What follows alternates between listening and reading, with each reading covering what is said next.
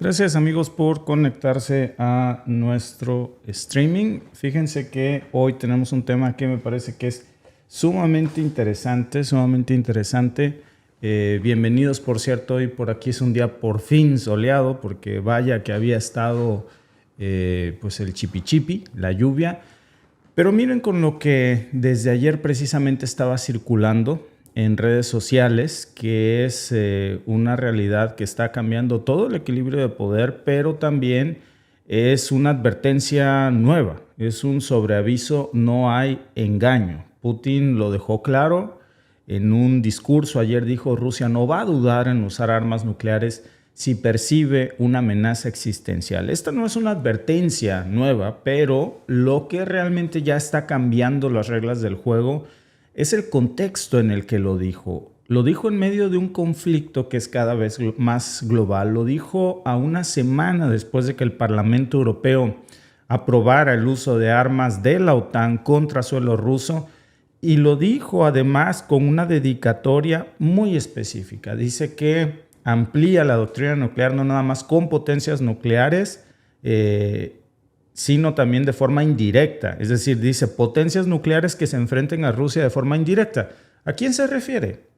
El umbral para la utilización de esas armas, pues ahora ya es más bajo que nunca. Ya le quitó muchos requerimientos al protocolo o al órdago nuclear para usar precisamente sus ojivas. Y la actualización de este órdago nuclear ruso ahora parece estar diseñado para adaptarse a una nueva amenaza de la OTAN, donde la posibilidad de una guerra ya parece inminente, lamentablemente. Miren, esto fue lo que dijo, si me permiten, Putin, y vale la pena echarle un ojo porque es gravísimo que el mundo no escuche y no ponga atención a este conflicto que se puede salir de control nuclearmente en cualquier momento.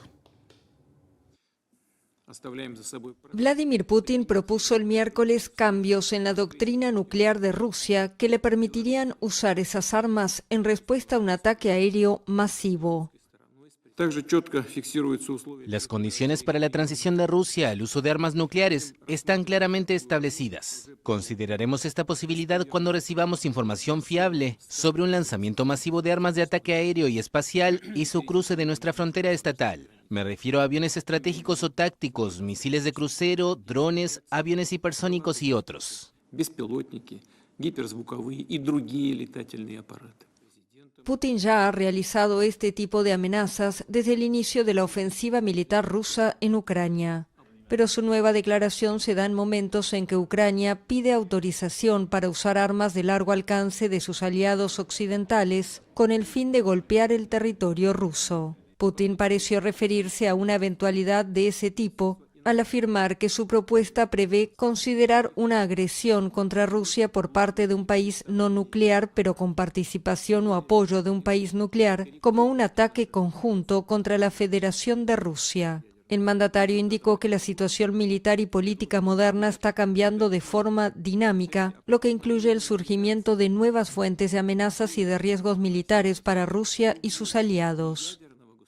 Mientras Rusia prosigue sus bombardeos diarios en Ucrania, el presidente de ese país, Volodymyr Zelensky, aseguró el miércoles ante la Asamblea General de la ONU que su país jamás aceptará una paz impuesta desde afuera. Hasta ahora, Estados Unidos ha liderado una amplia coalición de apoyo militar y financiero a Ucrania, pero su posición podría cambiar según el resultado de las presidenciales del 5 de noviembre.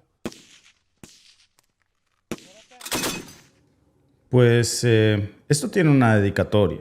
Por supuesto, Rusia ha decidido ya oficialmente ampliar los términos bajo los cuales va a considerar el uso de sus armas nucleares y ahora ya está incluyendo a estados no nucleares, pero que cuenten con el apoyo de potencias nucleares. Suena como algo muy específico para una situación muy concreta.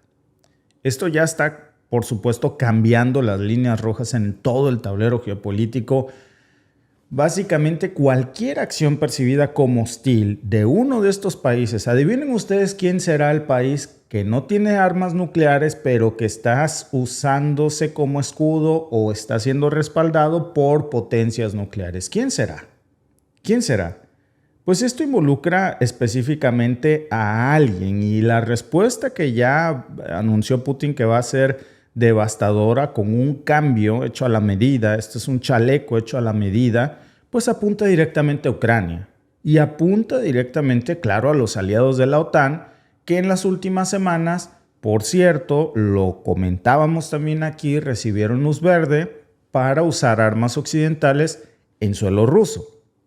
El Parlamento Europeo, acuérdense que aprobó hace apenas unos días una resolución no vinculante que solicita a los países de la Unión Europea quitar todas las restricciones sobre el uso de armas de largo alcance por parte de Ucrania. Y esto pues lo que básicamente quiere decir es que le están dando luz verde, están autorizando a Zelensky a usar las armas de la OTAN para atacar objetivos estratégicos en suelo ruso. Todo esto pues ya claro, lo dijimos en su momento, esto va a escalar, esto va a desencadenar una respuesta y esa respuesta va a ser nuclear. ¿Y qué más claro queremos de que esto sí pasó que el discurso que apenas ayer lanzó Putin, que como dicen nuestros amigos de AFP, no es una amenaza nueva? Esta amenaza disuasoria la llaman en el mundo, ya es algo que se escucha como muy cotidiano. Es más, yo creo que a estas alturas pocos se asombran cuando alguien escucha amenaza nuclear, porque ya es algo que se ha usado tanto, pero ahora hay circunstancias diferentes porque el hecho de que se incluya esta cláusula en la doctrina nuclear rusa es una clave muy peligrosa, porque Ucrania es ese país al que le está hablando Rusia. Es ese país que no tiene armas nucleares, pero que está siendo respaldado directamente por potencias nucleares, claro, como Washington, como Francia, como Reino Unido, que son los que le están dando misiles de largo alcance, como los Scalp, como los Storm Shadow. Ojo, porque Putin no dice potencias nucleares que le den armas nucleares a un país no nuclear. Eso ya sería otra circunstancia. Está hablando específicamente de los Scalp, de los Storm Shadow, de la autorización de la Unión Europea para que ataquen suelo ruso. Y claro, ahora no nada más Putin, también salió Dmitry Medvedev hace unas horas y dijo que esto es una amenaza directa para la seguridad nacional rusa, y dijo que la doctrina nuclear de Rusia también ya estaba contemplando estas respuestas nucleares, pues en caso de ataques significativos. Es una nueva expansión que ya, claro, es el reflejo de cómo se está percibiendo el apoyo de la OTAN como una participación muy activa en la guerra, precisamente ya en Ucrania. Ya no hay disimulos. Y esto ya está complicando también más todo el escenario geopolítico en circunstancias, repito, muy diferentes de las que habíamos visto apenas hace unas semanas. Los ataques precisamente, fíjense, y todo tiene conexión, porque lo de la Unión Europea no es algo aislado ni nuevo. En las últimas 2 semanas, ¿qué es lo que vimos?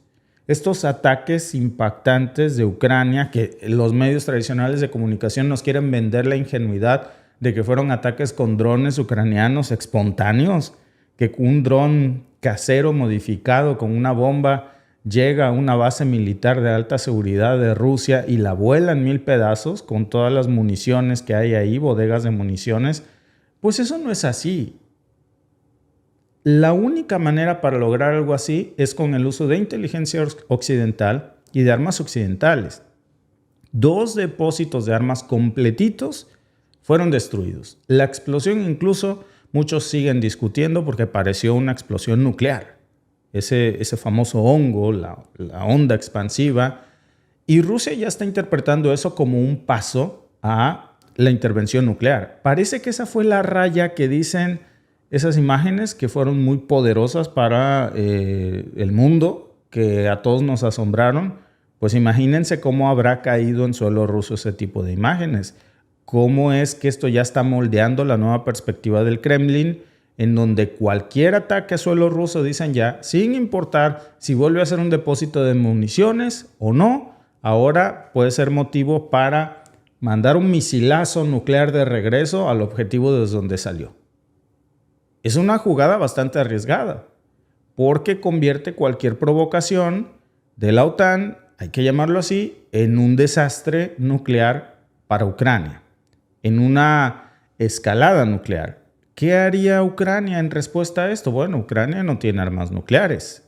Y recordemos que Rusia precisamente ha desplegado 2 tipos de armas nucleares en la frontera con Ucrania.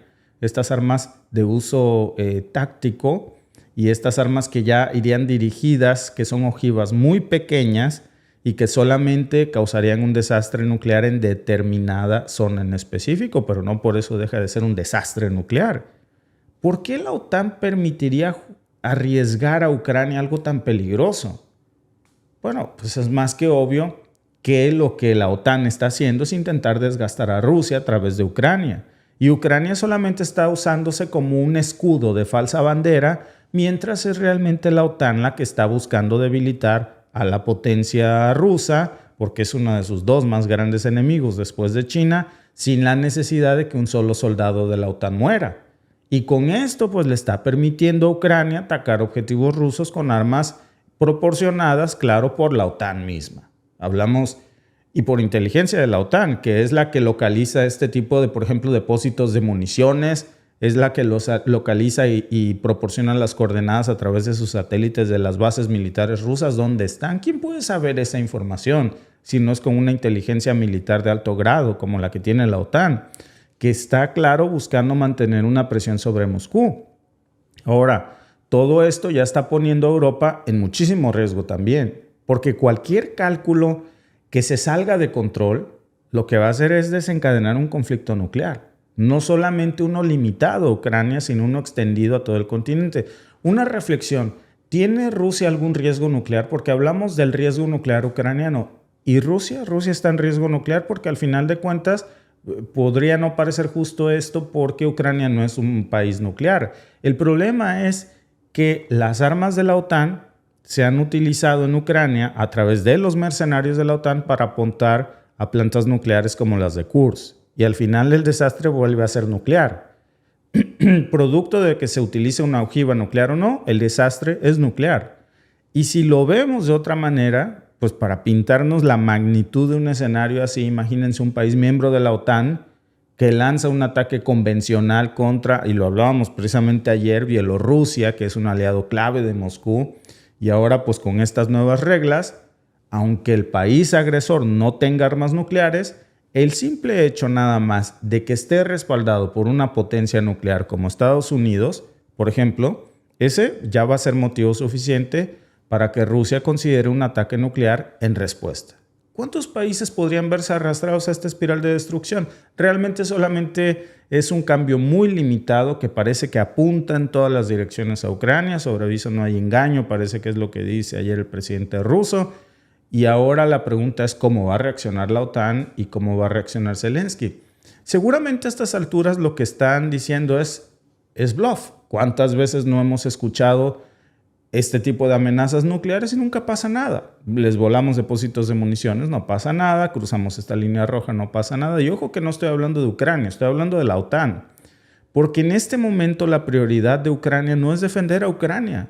Nos ha quedado claro que han abandonado la defensa ucraniana para irse a montar un espectáculo mediático que tiene como objetivo beneficiar a la campaña de los demócratas en Washington, olvidando la defensa de su propio territorio. Si no, vean cómo cayó Wuhledar antier, por ejemplo, y toda esta gran zona aledaña. Entonces, ahora lo que estamos viendo es esta actualización de la doctrina nuclear rusa, y todo esto ya tiene implicaciones gravísimas para el equilibrio mundial.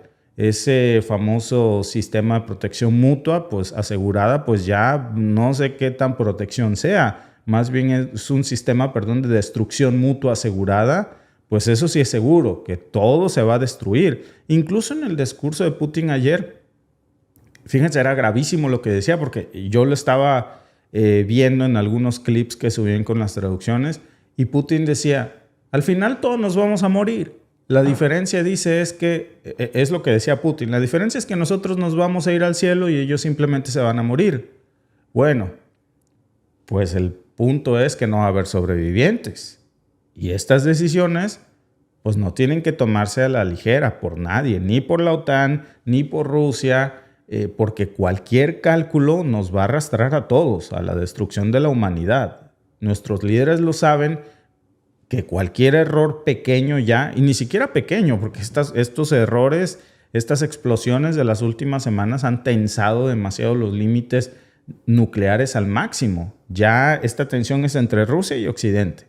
Y ahora lo que estamos viendo pues es un nuevo nivel de escalada, y esa escalada ya ha modificado la doctrina nuclear rusa. El órdago nuclear ruso ha cambiado y ya tiene una circunstancia muy pero muy específica, que es un traje a la medida para bombardear nuclearmente a Ucrania si esto es necesario según esos criterios del órdago nuclear ruso, amigos.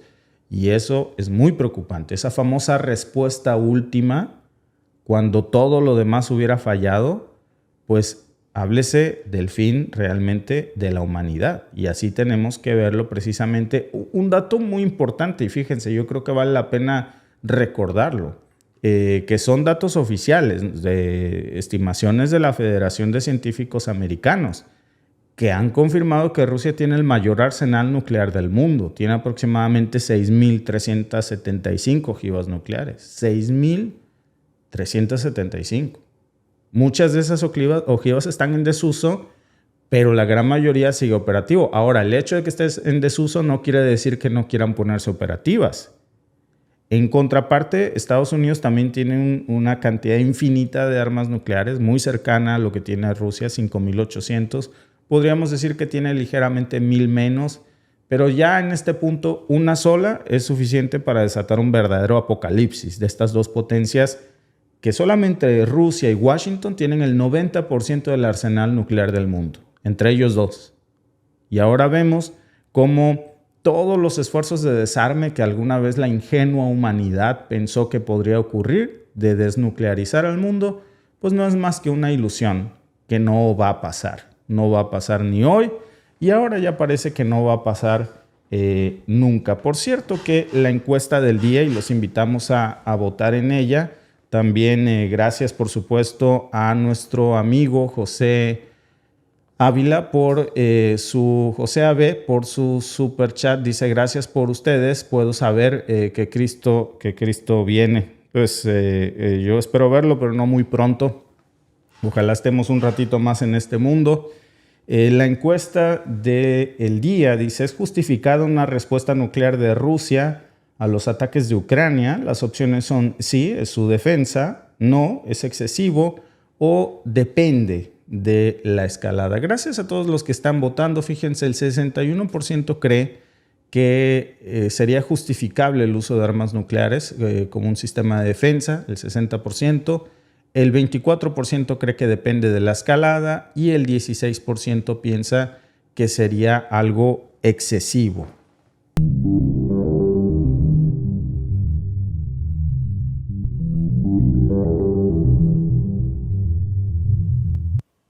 Ucrania lleva ya más de 2 años resistiendo a una guerra que cada vez es más devastadora. ¿Cómo ha resistido? Bueno, pues con el respaldo de la OTAN. Pero de eso a una victoria hay un enorme abismo. Algo muy curioso. Pero antes, los bombardeos rusos, que los primeros estallaron en el 2022, no han cesado desde entonces. Desde ese momento, desde hace 2 años, la infraestructura ucraniana está pagando el precio más alto de este conflicto. Y en las últimas 24 horas, la capital de Kiev ha sufrido uno de los peores ataques. Misiles, drones rusos golpearon la red eléctrica durante 5 horas seguidas. 5 horas de infierno azotaron a Kiev esta madrugada. Dejaron a toda la ciudad en una completa oscuridad. Paralizaron todo. Sembraron, por supuesto, un caos total, porque este tipo de ataques son destinados a destruir la infraestructura energética ucraniana. Ya datos de la propia ONU, por cierto, que el mismo Zelensky decía ayer, el 70% de la capacidad ucraniana de energía está destruida. El 70%. La pregunta es, y fíjense, hay mucho más que las declaraciones de Zelensky. Yo creo que no midió bien el sentido de su discurso ayer en la ONU. ¿Cómo se sostiene un país entero cuando su red eléctrica está al borde del colapso? Algo que vamos a hablar en el podcast de hoy es que precisamente en estos momentos, mientras estamos platicando en esta mesa, Zelensky está estirando la mano en Washington pidiendo dinero. ¿A cambio de qué? Bueno, está vendiendo un plan. Un plan. ¿Saben cómo se llama ese plan? El plan de la victoria ucraniana. Claro, porque este plan se comenzó a escribir hace un mes, cuando sabían que iban a emprender la incursión en Kursk, después de los 2 bombardeos que evidentemente inteligencia de la OTAN planeó a estos 2 grandísimos depósitos de municiones rusas. Y entonces pues sonaba como que era un revés de los vientos en el campo de guerra. Algo así como una especie de victoria ucraniana, cierta especie de victoria. El problema es que las cosas han cambiado tan rápido en unos días después de que el boom mediático estalló. Pues lo que estamos viendo es una contraofensiva, una venganza. ¿Qué pasa después de que le tiramos piedras a un panal de abejas africanas? Pues un enjambre se te viene encima. Ayer Zelensky estaba en la ONU. Si Zelensky hubiera estado en la ONU hace 3 semanas, el discurso hubiera sido un discurso de victoria, un discurso de reveses a las tropas rusas, un discurso de que Ucrania va ganando la guerra, o mejor dicho, la OTAN, y que necesita más dinero para eso, para un plan de la victoria. Pero miren cómo se presentó ayer Zelensky. No parece un discurso triunfalista, y yo creo que no midió muy bien la redacción de su discurso un día antes de ir a pedir dinero a Washington vendiendo. Porque Zelensky es uno de los mejores vendedores del mundo, lo dijo el mismo Trump. Cada vez que va a Washington sale con $60 mil millones en la mano. ¿Qué va a vender en Washington? Un plan para ganar. Pero el discurso con el que llegó ayer a la ONU es un discurso de derrota total, miren. El presidente de Ucrania, Volodymyr Zelensky, se presentó el miércoles ante la Asamblea General de la ONU. En su discurso acusó al mandatario ruso Vladimir Putin de planear ataques contra sus centrales nucleares. Dado que Rusia no puede derrotar la resistencia de nuestro pueblo en el campo de batalla, Putin está buscando otras formas de quebrar el espíritu ucraniano. Uno de sus métodos es atacar nuestra infraestructura energética, y se trata de ataques deliberados contra nuestras centrales eléctricas y toda la red energética. Mientras Rusia prosigue sus bombardeos diarios en territorio ucraniano, Zelensky aseguró que su país jamás aceptará una paz impuesta desde afuera y cuestionó las motivaciones de China y Brasil para impulsar conversaciones con Moscú. El presidente ucraniano tiene previsto presentar el jueves en Washington a su homólogo estadounidense Joe Biden y al Congreso los detalles de un plan de victoria que, según él, pondría fin a la invasión rusa de su país. Hasta ahora Estados Unidos ha liderado una amplia coalición de apoyo militar y financiero a Kiev, pero su posición podría cambiar luego de las presidenciales del 5 de noviembre. Bueno, eso fue ayer miércoles. Hoy Zelensky ya está en Washington. Pero fíjense, ayer estaba en la ONU quejándose, levantando una protesta porque Rusia está destruyendo la infraestructura energética de Ucrania y está paralizando a Ucrania. En la noche, después de que Zelensky se fue de la ONU rumbo a Washington, Rusia vuelve a lanzar otro ataque igual y hoy llega a hablar de la victoria. Pues ya hay algo aquí que no cuadra y fíjense, por eso los invitamos a votar en la encuesta de Facebook, de YouTube, perdón, que vamos a cerrar en un momento, porque tiene un sentido. ¿Cómo impacta el ataque de la noche de ayer a Kiev en el futuro de la guerra en Ucrania? ¿Va a aumentar el apoyo occidental? ¿Va a reducirse o no va a cambiar nada?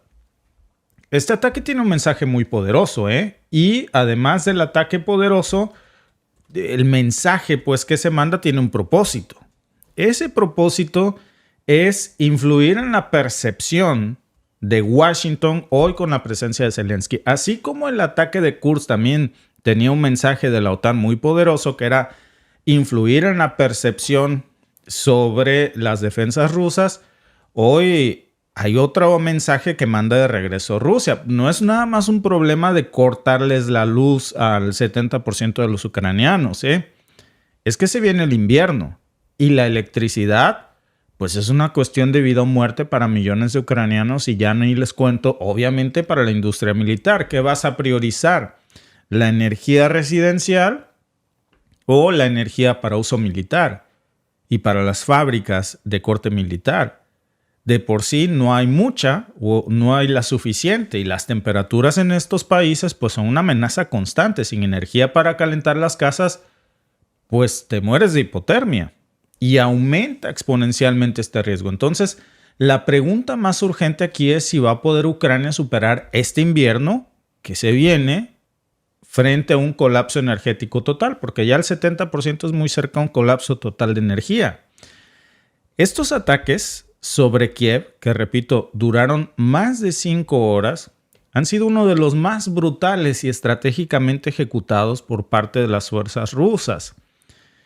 A lo mejor el impacto de ese ataque a una central de bodegas de municiones rusas fue estruendoso, pero esto que vimos anoche, esta operación en donde el Kremlin lanza una lluvia de fuego combinada entre misiles, drones, Shahed, que fueron una herramienta pues, de las que últimamente está usando más Rusia para desestabilizar la infraestructura crítica ucraniana. La nota más común que vemos siempre es, de 90 drones, Ucrania logra parar 80. Bueno, esos drones en realidad son guardaespaldas. Son avanzadas para que los Iskander pasen en directo. Lo que no nos dicen es si paran o no lo que viene detrás de ese primer, digamos, blindaje de drones, porque atacan los sistemas de defensa aéreos y atrás vienen los Iskanders que ya de por sí solitos serían imparables. Pero ahora, acompañado de estos drones guardaespaldas, que básicamente tienen esa función, pues peor. Ahora, el ataque que fue en la madrugada. Hay muchas quejas ya, sobre todo en Zaporizhia, sobre la hora en la que Rusia escoge atacar. No es una casualidad este tipo de ataques en estas horas de la madrugada, porque saben que es cuando la capacidad militar ucraniana es más reducida. Es cuando las defensas aéreas siempre son menos efectivas también. Y por supuesto, pues el impacto a los objetivos aumenta. Y este ataque no solamente hablamos de que golpeó la red eléctrica de Kiev, sino que por supuesto también está mandando ondas de choque a todo el mundo. Ahora lo vamos a ver, al mundo occidental sobre todo. Se usaron también los Iskander, que pues como sabemos tienen un alcance de hasta 500 kilómetros, que ya de por sí, repito, serían muy difíciles de parar, aún sin drones Shahed, que sirven como una especie de drones guardaespaldas. Pero con estos sistemas de defensa que tiene Ucrania, que son muy efectivos, son sumamente avanzados, los mejores que tiene la OTAN, pues lo que ha hecho Rusia, por lo visto, es lanzar esta andanada primero de drones. Si algún sistema de defensa aérea de la OTAN destruye esos drones, sean de bajo costo, pero detrás de eso viene una amenaza aún peor, que son los Iskander. Ucrania por eso dicen que logró parar la mayoría de los drones que se lanzó durante esa ofensiva, pero digamos que son drones señuelos. Ese es el gran problema para las defensas ucranianas, porque de ahí en fuera todos los Iskander golpearon su objetivo y eso pues deja una buena parte de Kiev ya sin electricidad, de por sí todos los que ya no tenían electricidad, y es el objetivo que parece que se quería alcanzar. De ahí la queja precisamente que lleva Zelensky a la ONU. Y no nada más estamos hablando de Kiev. También atacaron anoche Zaporizhia y varios objetivos en donde hay otras plantas o redes de suministro eléctrico que ya quedaron parcialmente sin suministro. ¿Por qué estas regiones son tan estratégicas y por qué se han lanzado estos ataques aquí durante 5 horas?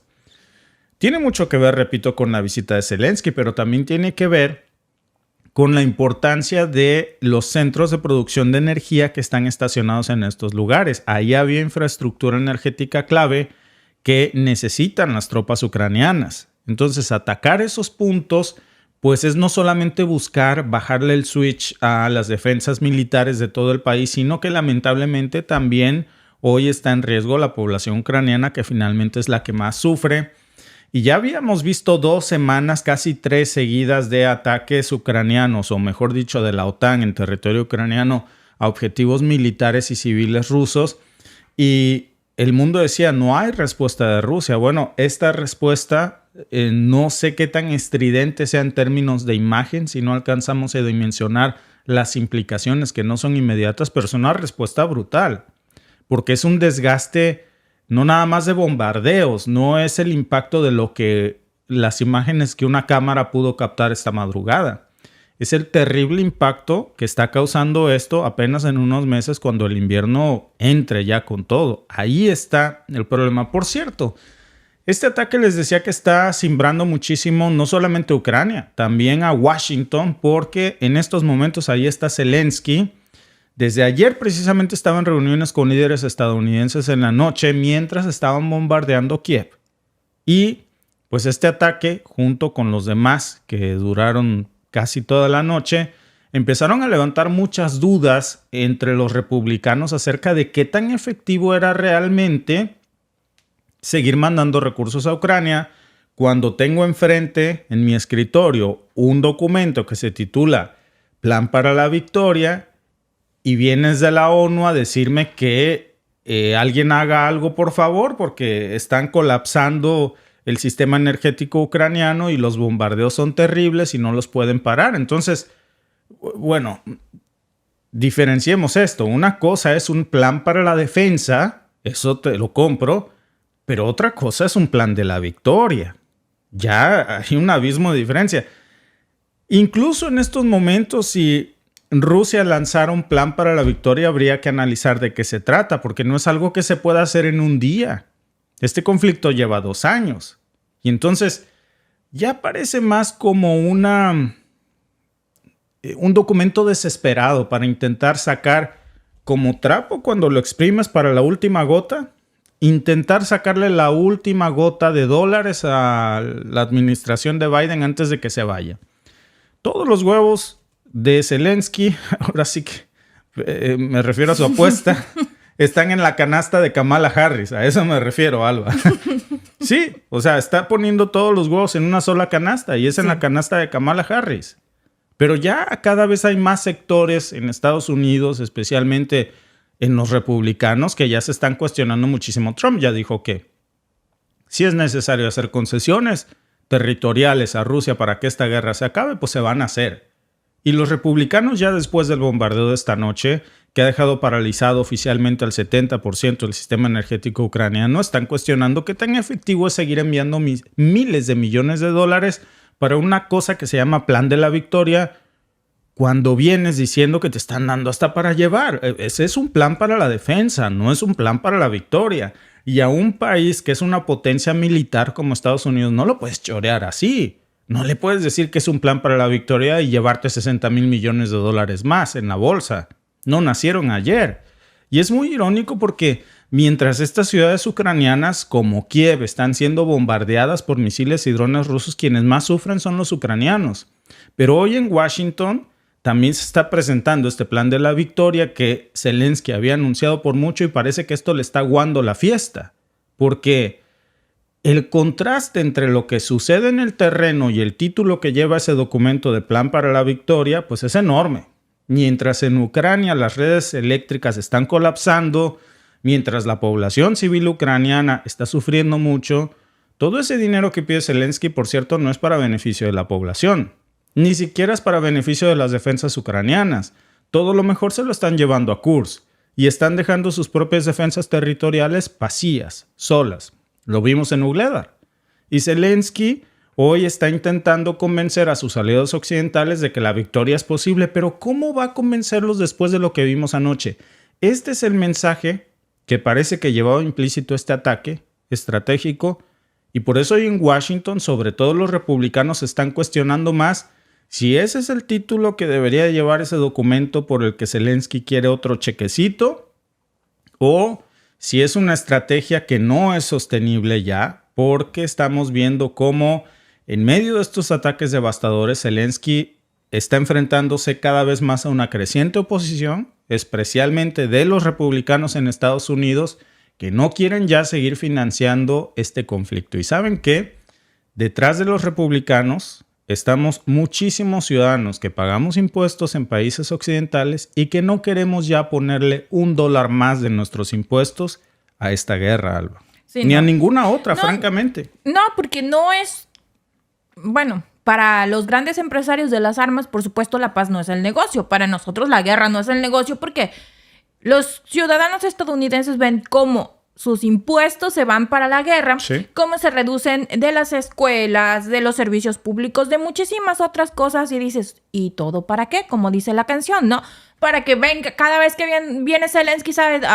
Ahora se va a llevar... Pobrecito, dale otros 60,000 millones. Sí, se va a llevar el presupuesto que era para una escuela, se lo va a llevar Zelensky porque lo necesitan. Y desafortunadamente podríamos decir, es que lo necesitan los ucranianos. No, no es verdad. Esa no es una ayuda social para los ucranianos. Es una ayuda para los bolsillos de la guerra, no para los ucranianos. Porque cuando decías del invierno, alguien decía, pero es que en Ucrania no se calefaccionan con electricidad, se calefaccionan con el antiguo sistema de calefacción de la Unión Soviética, que es con agua caliente. En las grandes ciudades y en algunas zonas urbanas, así es como se calefaccionan en Ucrania, con el antiguo sistema de calefacción de la Unión Soviética, que era a través de agua caliente. Con carbón o con gas se calefaccionaba el agua y con esa era su manera de calefaccionarse. A raíz de la guerra, muchas de estas instalaciones se han visto dañadas y no hay manera de que se calefaccionen así. Entonces han hecho el cambio a el gas. Pero como también se ha visto dañado, entonces ahora la población civil está optando por estos calentadores eléctricos portátiles individuales. El detalle es que ahora, como también tienen bloqueos de electricidad, como lo estamos viendo hoy, que atacaron las fuentes eléctricas, y ya lo habíamos visto anteriormente, entonces en los lugares del campo la gente está optando por carbón, por estufas de leña para poderse calefaccionar, porque los inviernos en algunas partes de Ucrania pues son muy, muy rudos. Suponiendo que tuvieran suficiente leña. Porque Exacto. ¿sabes qué? Hay otra cuestión. El gas de las calefacciones, pues resulta que unos angelitos llamados los GOF, que son tropas de élite occidentales, estadounidenses, así como son como los Wagner, pero de Estados Unidos, tienen el control de la válvula de gas en Kursk, en Sutka, y quieren cortar esa válvula de gas para que no pase gas ruso a través de Ucrania hacia Europa y Europa no tenga otra opción más que seguir comprando gas occidental. El problema es que ese gas también pasaba por Ucrania y era gas barato. Entonces ahora, Alba, hasta los propios ucranianos que en estos momentos no tienen suficiencia energética, van a tener que recurrir a energías más caras. Luego, no tienen suficiencia energética y no tienen suficientes fuentes de empleo. También esa es otra realidad. No hay como que centros comerciales abiertos para que la gente pueda ir a gastar el dinero o a trabajar. Toda su vida se ha visto interrumpida por esta guerra. No tienen suficiente dinero. ¿De dónde van a sacar para calefaccionarse? Comprando un gas mucho más costoso. No pueden. Los que eran granjeros, sus granjas, muchos no están produciendo porque están en guerra. Entonces, los que están en las zonas rurales están calefaccionándose con leña cuando la encuentran. Y cuando no, pues que Dios los agarre confesados. En las zonas urbanas la tienen un poco más complicada. ¿Cómo te calefaccionas? En un departamento con una estufa de leña. Ahí la tienen más complicada. Como dice nuestro amigo 1111 Mr. Palomino, compadre, bienvenido. En el área donde vivo... en Estados Unidos. Ojo, importante. Exacto, él vive en Estados Unidos. En el área donde vivo hay 2 high schools o secundarias. Sería como prepa, ¿no? Es como un año de secundaria y Sí. los 3 años de prepa. Bueno, aquí en Canadá. Y van a cerrar una de ellas. Tiene más de 1,000 estudiantes. Imagínense, a la otra high school se van a ir todos esos estudiantes. Es terrible. Bueno, hold my beer, dirían por aquí. Nuestra hija, las dos, de hecho, ya Las van en dos. vagoncito otra vez. Como de trenes. Sí, la escuela del pueblo es muy hermosa. Si ustedes la ven por enfrente, dicen, wow, el primer mundo. Y entran y está bien Sí. lujosita, la verdad. Nueva. Alfombras, todo nuevo. Pero no tiene suficientes aulas, porque el pueblo ha crecido más que las escuelas. Entonces lo que hicieron es que, como no construyeron suficientes salones, pusieron como vagones de tren, literalmente como casas móviles, pero... Como mobile homes. Pero una mobile home la dividieron en 3. Son Sí. 3 salones. Sí. Y de hecho, y tienen los escaloncitos Sí, ahí para sí, subir sí. a la mobile homes. Parecen vagoncitos de tren en pésimas condiciones.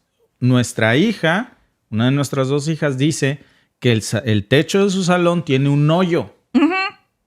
no tiene la que aquí le dicen el ceiling, que es como el plafón que tiene arriba, tiene un hoyo porque en algún punto se ve que hubo una gotera, se cayó el techo, qué bueno que no con niños adentro, porque ya hubiéramos sabido, y tiene el hoyo. Entonces, cuando se venga el invierno, pues a lo mejor arreglaron la gotera, pero la insulación y esto, el frío se va a colar. Sí. Y le decíamos, bueno, a lo mejor podemos nosotros ver cuánto cuesta y pagar por la reparación. Y bien lo dijo nuestra hija, ¿qué no pagas impuestos por eso? Y sí, los más caros del mundo. ¿A dónde mundo están? Pues ahora que venga Zelensky, cuidado que le van a dar lo del techo de la escuela aquí al buen amigo Zelensky. Dice nuestro amigo Eduardo I. ¿Los ciudadanos canadienses apoyan que su gobierno apoye una guerra ajena? No, por supuesto que no. Pero a nadie le pregunta a Justin Trudeau. Él cree que el erario público es su chequera personal. No, aquí están molestísimos con este tema. Molestísimos porque hay demasiadas carencias escolares. Por supuesto, en los hospitales ni se diga. Hace poco yo veía un TikTok de 12 aspiracionistas en México. De esos que creen que son ricos, pero en realidad son pobres y le dicen chairos a otras personas. Cuando en los niveles de primer mundo son pobres rayando en pobreza extrema. Miren, no lo digo en mala onda. Nosotros también somos pobres. Claro. Si te comparas con ese 1%, aquí todo lo que se tiene se debe. Claro, no. Pero no nos podemos tragar ese cuento de que porque estamos pagando un carro a crédito, una casa a crédito y hasta esto a crédito, somos ricos. No lo somos. Bueno, el caso es que estos 12 disque fifis se burlaban y decían, no, pues que gente que dice que se acuerdan que el presidente de México dijo que la salud de México iba a ser como la de Finlandia o mejor que la de Finlandia. Y decía esta persona, esos chairos son gente que nunca van a tener evidentemente la posibilidad de viajar a un país de primer mundo. Entonces, claro que se creen esos cuentos. Bueno, no es lo mismo tener para un vuelo y viajar a un país de primer mundo que vivir en estos países a los que llamamos de primer mundo, ir al hospital. Les vamos a contar una anécdota. Hace como un mes, nuestra hija fue un problemón. Jugando con el perro se emociona y le lanza el hocico a mi hija y no sé cómo estaban jugando. Mi hija hace así y le muerde el codo. Entonces le clava un colmillo, el de arriba. No fue mordida porque hubiera tenido el de arriba y el de abajo. Entonces le hizo un hoyito, le salió sangre. Tú dijiste, hay que llevarla al doctor porque no se le vaya a infectar y estaba hondita el hoyo del colmillo. Problemón, yo me imaginé. Sí. Porque aquí cuando pasa eso, toman los datos del perro, le dan parte a la policía, ven si es perro reincidente, si tiene las vacunas. Afortunadamente todo bien, ¿no? Porque el doctor dijo, bueno, como es solo el colmillo de arriba, ¿no? Sí, no, es que estaban jugando con un juguete, entonces fue un colmillito. Solo enterró uno de los colmillos, no fue una mordida. Pero le dije, hay que revisar que no sea tan profundo, que no haya afectado ningún músculo ni nada. Lo llevamos. Y le toman, ¿cómo pasó el incidente? Bueno, me preguntaron pero cuéntanos antes, cuando llegamos al hospital, en la pantalla te aparece cuál es el tiempo promedio de espera de la urgencia. Gente hay esperando en Ni urgencia? Siquiera habíamos muchos, Salva. ¿Qué éramos? ¿8? Éramos 10? 8 personas esperando. Incluido una pobre viejita que tenía el hueso salido porque se había caído. Terrible. ¿Cuánto era el tiempo de espera? Eran 6 horas. Habíamos 6 personas en la sala de espera. Una viejita de unos 80 años que se había caído y tenía el hueso literalmente de la rodilla de fuera la señora. Y la señora estaba ahí. Esa sí era una emergencia mucho más fuerte que la de mi hija y que las que todos los demás que estaban ahí sentaditos. Y a mí sí me dio mucho coraje que la señora con el hueso expuesto estuviera en la sala de espera y no la estuvieran atendiendo, sobre todo que es una persona mayor. Entonces le digo a la señora, llegó después que nosotros. Y yo así como de, pues que primero que pase la señora. No, porque es una emergencia diferente porque ella va a geriatría y tu hija va a pediatría. Sí. 6 horas estuvimos. 6 horas y media. En la sala de emergencias esperando a que nos atendieran, a que pasara mi hija. Primero la checaron, la pesaron, ya saben lo de... Nos pasaron. Llegó el doctor y me dice, fue mordida de perro, de gato, de perro. ¿De quién es el perro? No, pues es de nosotros, de la casa. Tiene que llenar un formulario para la unidad de salud. Ok, necesita mostrar evidencia de que el perro tiene las vacunas. No, sin ningún problema. Le marqué al veterinario, le dije, pasó un incidente con mi perro, mordió uno de mis hijos y necesito la evidencia de que mi perro está al día con todas las vacunas. Enseguida me las mandaron, las presentamos al hospital y todo. Nosotros salimos Y la pobre viejita seguía en el pasillo de sala de espera, pero en la primera, porque hay un montón de salas de espera. No más que una cosa. No le pusieron, pero sin ni un curita. Nada. Ni una La paracetamol, señora, nada. ni a nuestra hija. Nada. Ni un paracetamol, ni nada. La señora se quedó ahí cuando nosotros salimos. Terrible. Cuando salimos, te dije, hasta te enseñé la pantalla y te dije, no inventes, el tiempo de espera cuando salimos era de 8 horas. Tuvimos hasta suerte de que cuando entrábamos era de 6 horas y ni siquiera estaba eso, pero había sillas vacías. Y un solo doctor es el que estaba cubriendo cuántas camas de emergencia y hasta te dijo... A mí me dijo, estábamos del lado de donde estaba mi hija, que eran emergencias que no ponían en riesgo la vida, pues sí, pero la de la viejita podría poner en riesgo su vida, les digo, el hueso de fuera, literalmente. Estaba atendiendo un solo doctor, 22 camas. 22 pacientes al mismo tiempo. Entonces el doctor literalmente llegaba, le preguntaba, tomaba en la computadora y me decía, ahorita vengo porque me llegaron los resultados del paciente número 5 y ahí iba corriendo el doctor. Sí. Venía una enfermera y ya le tomó la información del doctor, sí, ya, ok, ahorita regreso. Se iba, regresaba el doctor, checaba a mi hija y me decía, ahorita vengo porque ya me llegaron los resultados de otro. Entonces, hacían al doctor, un solo doctor para 20 pacientes, dices, entiendo que son emergencias, pero debería de haber al menos 2. Pobre, ni siquiera puede atender bien a uno porque tiene que llegar con el otro. Bueno, hace como 15 años que no vamos a un IMSS. Déjenos en los comentarios cómo les va en el IMSS, cuál es el tiempo de espera. Pero yo difiero mucho de esto de decir fifis y chairos. Yo creo que habemos chairos y chairos aspiracionistas que creen que son fifis. Se los digo, viviendo en el famoso primer mundo al que muchos idealizan, que perfectamente pudimos haber agarrado un vuelo, viajar a México, atendernos y nos sobraba tiempo para tomarnos un café en lo que hacíamos ese tiempo de espera para que no nos dieran ni un paracetamol. Nada. Era la misma queja de la señora que tenía el hueso de fuera ahí, porque nuestro sistema de salud es terrible. Entonces, a veces idealizamos mucho esto del primer mundo y las prioridades que hay aquí. Claro, veía yo el otro día un video de un amigo, youtuber también canadiense, Planeta Juan, y decía él en los comentarios, es que depende mucho del enfoque. Decía en un video, a los que emigramos de países de Latinoamérica nos dicen inmigrantes, pero a los que emigran de un país de primer mundo les dicen expatriados. Expat. Entonces, claro, nuestro sistema de salud tiene necesidades, pero el de México es terrible. Y no es así. Entonces, no idealicemos. Yo creo, de verdad, que si no está mejor el sistema de salud del IMSS, pues por lo menos ahí se andan dando un codazo. A menos que alguien en los comentarios me diga que fue al IMSS y que su tiempo de espera fue de 8 horas, entonces sí, ahí retiro lo que dije y me quedo aquí con las 6 horas y media. Claro. ¿No? ¿Cómo impactará el ataque a Kiev en el futuro de la guerra en Ucrania? El 38% cree que va a aumentar el apoyo occidental. El 34% cree que no va a cambiar nada. Y el 26% cree que va a reducir el interés en esto, ¿no? Entonces, pues vamos a ver en qué termina esto, Alba, que más bien no se le ve para cuándo. Gracias por conectarse a nuestro podcast y nos vemos en el siguiente. Hasta luego.